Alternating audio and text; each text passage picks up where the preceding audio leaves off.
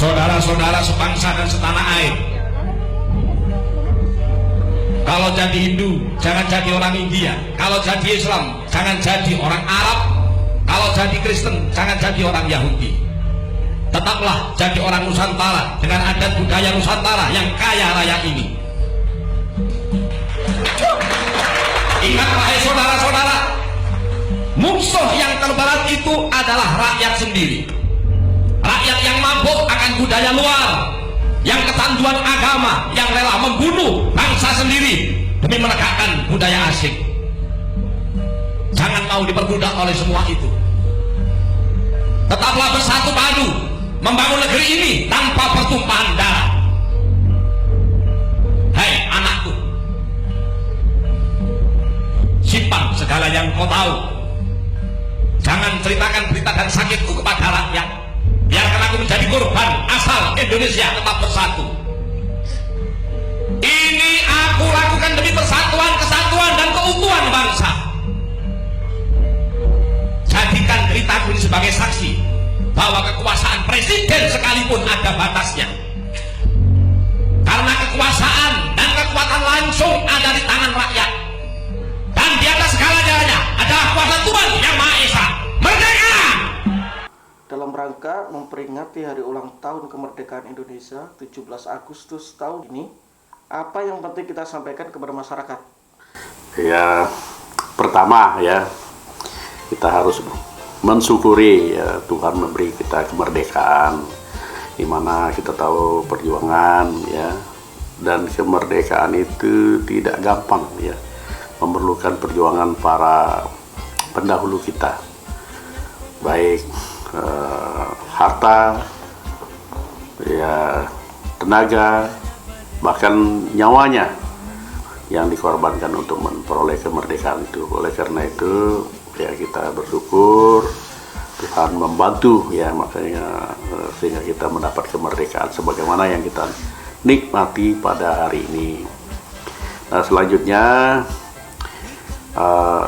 mungkin pada hari kemerdekaan ini juga kita merenungkan apa yang selama ini kita lakukan, apa yang kita buat atau dalam mengisi kemerdekaan ini, sehingga kalau kita melihat ya ke belakang, tentunya banyak perubahan-perubahan yang kita peroleh, banyak kemajuan-kemajuan yang kita peroleh. Namun ya, kalau dilihat dari tetangga-tetangga kita ya, bukannya apa ya, pasti banyak hal-hal yang perlu kita lakukan sehingga kita ya lebih baik lagi untuk tahun-tahun yang akan datang. Misalnya saja kita lebih dahulu ya merdeka daripada Singapura yang merdeka pada 19 Agustus tahun 1965.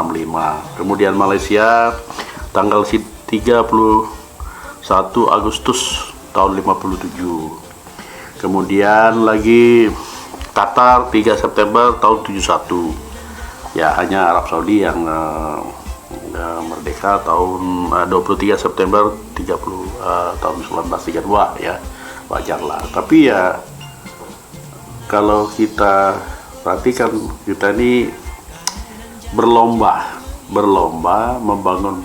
mengisi kemerdekaan ini. Nah, apa yang kita isi tentu pertama adalah memberi rasa aman, negara kita tertib, damai, dan bahagia. Jadi itu yang kita usahakan ke depan ya. Nah, hal itu tentu saja bukan hanya pemerintah, tetapi seluruh lapisan masyarakat. Jadi pemerintah, pengusaha, TNI, Polri, baik tokoh-tokoh agama, tokoh adat, tokoh pemuda, tokoh organisasi-organisasi, dan semua kita rakyat Indonesia. Nah, mudah-mudahan ke depan kita bisa lebih baik lagi. Nah, kalau kita lihat dari di sisi di Asia Tenggara, ada misalnya 5 negara ya, terkaya di Asia Tenggara. Pertama itu adalah Singapura. Nah, yang kedua Brunei Darussalam, yang ketiga Malaysia, yang keempat Thailand, yang kelima baru kita. Ya alhamdulillah ya, puji Tuhan ya, haleluya juga. Artinya tetap kita mendapat predikat terbaik, namun ya seharusnya sebagai bangsa yang besar kita ya paling tidak di pertama atau kedua lah ya. Nah itu. Nah ada yang mengatakan apakah dalam mengelola bangsa dan negara kita ini salah kelola ya, atau salah manajemennya ya, misalnya begitu ya. Saya kira tentu tidak juga lah begitu, karena negara kita ini negara besar ya. Tetapi nanti ke depan tentu kita benahi itu semua ya, melalui ilmu pengetahuan dan teknologi, sehingga kita bisa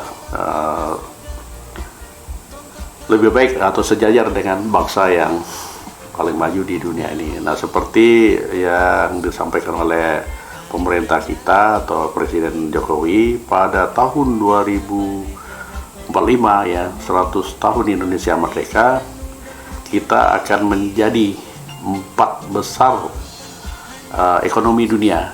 Yang pertama itu adalah Cina, yang kedua Amerika, yang ketiga itu India, yang keempat Indonesia. Kalau ya ini normal, tapi ini dihantam oleh COVID-19 ini, kita tidak tahu dampaknya juga ya, bagaimana, apakah kita masih mampu menempatkan diri di urutan harapan itu ya. Yang berikutnya adalah wajib bagi kita mencintai NKRI atau Negara Republik Indonesia ini. Sebab kalau kita mencintai NKRI, tentu kita juga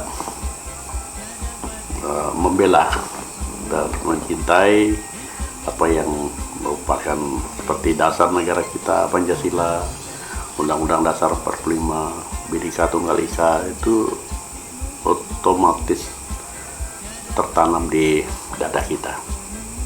Kita membela, kita akan lestarikan semuanya itu demi keutuhan bangsa dan negara kita. Kita akan mengutamakan persatuan dan mengutamakan kepentingan bangsa di atas segala-galanya ya. Nah selain itu, akhir-akhir ini ada yang saya dengar aneh, bahkan ini ada satu buku ya yang ditulis oleh Dewan Pertahanan Nasional dengan judulnya Merawat Ketahanan Nasional. Justru di pertama itu disebut agama fobia ya. Aduh, ini saya pikir ini apa enggak terbalik ini ya. Saya kira agama fobia di Indonesia itu, ini menurut saya ya, menurut saya itu tidak ada. Artinya tidak ada ketakutan, kecemasan terhadap agama. Sebab agama yang ada di Indonesia ini, sebagaimana kita ketahui, ada Kristen, Protestan, ada Katolik, ada Islam, ada Hindu, Buddha, Konghucu, dan lain sebagainya yang diakui oleh bangsa dan negara kita. Artinya semua agama itu sudah resmi, dan yang sudah dianggap resmi itu berarti tidak akan membawa seperti itu, bawa fobia apa kan, mana ada ya kan. Nah seperti kita ketahui, agama Islam itu agama yang damai, agama yang indah, agama yang membawa rahmatan lil alamin. Apa artinya itu? Membawa rahmat bagi seluruh makhluk ya, bukan hanya manusia juga, tetapi semua makhluk. Nah ini luar biasa ya. Jadi yang Kristen juga sama ya, kurang lebih ya, membawa ajaran kasih ya, kasihlah sesama manusia seperti mengasihi dirimu sendiri. Nah ini juga luar biasa. Hindu juga demikian, saya tidak sempat sebut satu-satu. Buddha juga demikian, Konghucu juga, dan yang lain juga begitu. tidak ada agama yang diceritakan seperti itu. Itu ada bagi mereka yang, ya maaf aja dalam tanda petik, mungkin salah tafsir, dalam tanda petik salah terjemahan, dalam tanda petik salah paham tentang agama, ya.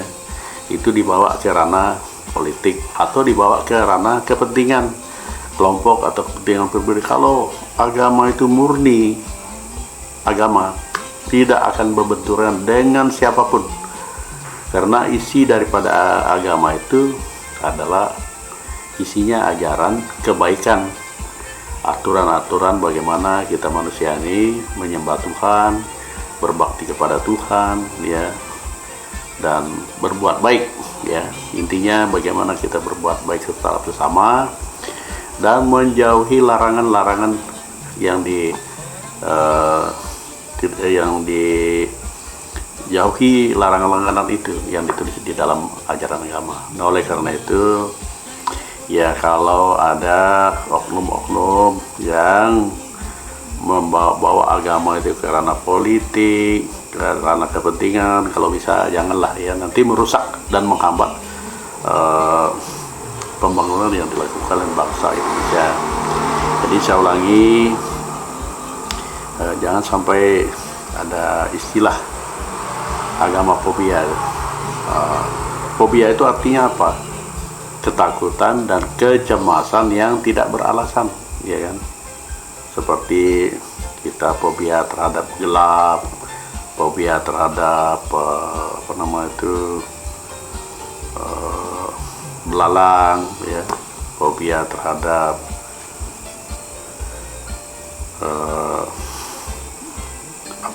ketinggian. Sebenarnya itu ya fobia ya gitu-gitu aja lah, ya. Jangan sampai itu meluas atau ada di Indonesia. Kalau di tempat lain oke lah, kalau di Indonesia kalau bisa jangan.